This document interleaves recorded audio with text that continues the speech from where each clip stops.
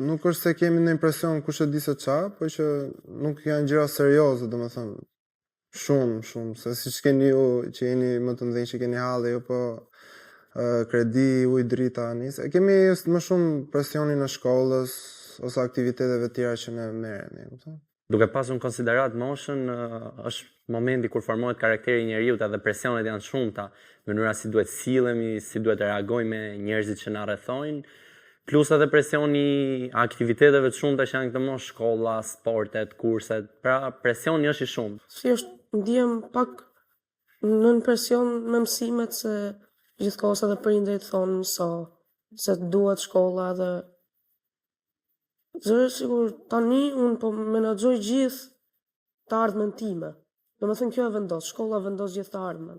Unë mendoj se vetmi presion është nga shoqëria ose nga syri jashtëm që shikojnë jetën tënde dhe duan gjithmonë të dinë se si të shkon dhe të kënaqen nëse ke diçka ku bie ose mërziten kur ti ngrihesh lart.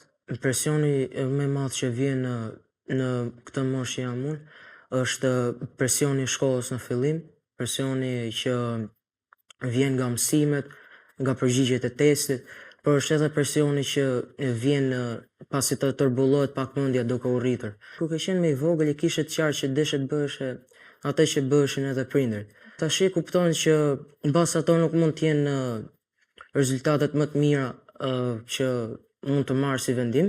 Gjë që mua më bën të ndihem më shumë në presion është shkolla dhe mësimet, sepse mua më bëjnë këto gjëra të ndihem në presion sepse kur më pyesin zysh ato ndonjëherë nuk jam i përgatitur dhe ato fillojnë të më bërtasin dhe unë nuk ndihem mirë në atë pikë dhe ndihem në presion.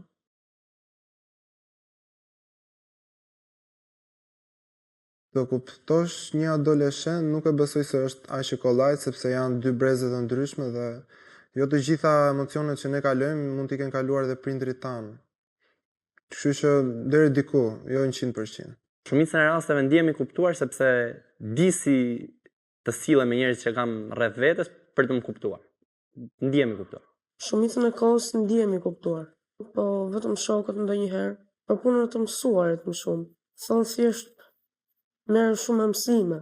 Merresh më pak dilja më shumë me to. Po ndihem i kuptuar. Me familjen jam shumë i kuptueshëm, por me shoqërinë mund të ketë gjithmonë, se njerëzit janë në karaktere shumë ndryshme.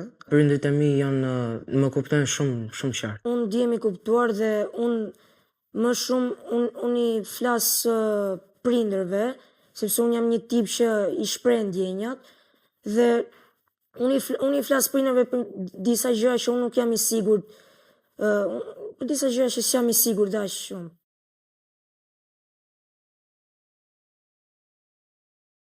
Nuk është se i shpreh çdo gjë me fjalë.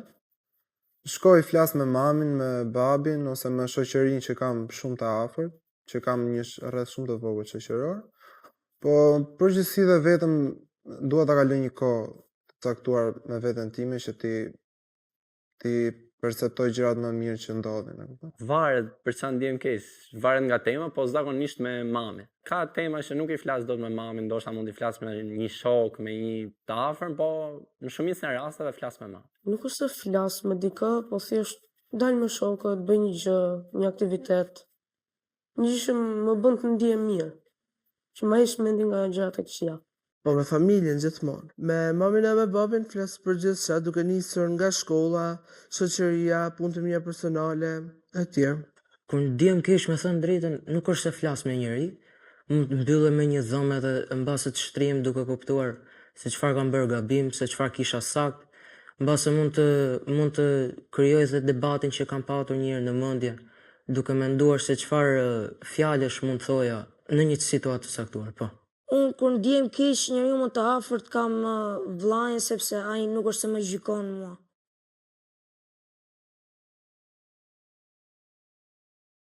Për mua, ti jesh burr do të thotë që ti jesh një baba i denjtë për fëmijën tënd, ti jesh një bashkëshort i denjtë për gruan tënde dhe një fëmijë i mbar për prindrit e tu. Ti jesh burr për mua do të thotë të dish të kontrollosh veten rreth parë, të jesh i drejtë edhe të sillesh me përgjegjësi dhe me dinjitet në çdo situatë. Ti je burr, do të thotë që femrën ta trajtosh me respekt dhe prindrit, familjarët i trajtosh me respekt. Domethënë nuk është çështje fizike, është çështje si trajton të tjerët. Të jesh burr do të thotë të kesh mbi krah me majt një familje në të ardhmen, për mendimin tim. Dhe të kesh predispozitat për të bërë dikushi që je figura që ndoshta dikush adhuron. Më shumë nga të gjitha do të thotë pavarësia financiare. Do të thotë të jesh i pavarur në mendimet që bën, të mos marrësh mendimet e tjerëve shumicën e herës, sepse nganjëherë të duhet edhe ndonjë ndihmë. Por pavarësia financiare është një nga elementet kyç. Për mua të jem burr do të thotë çdo gjë që dua të arrijë në jetë, ta arrij vetë.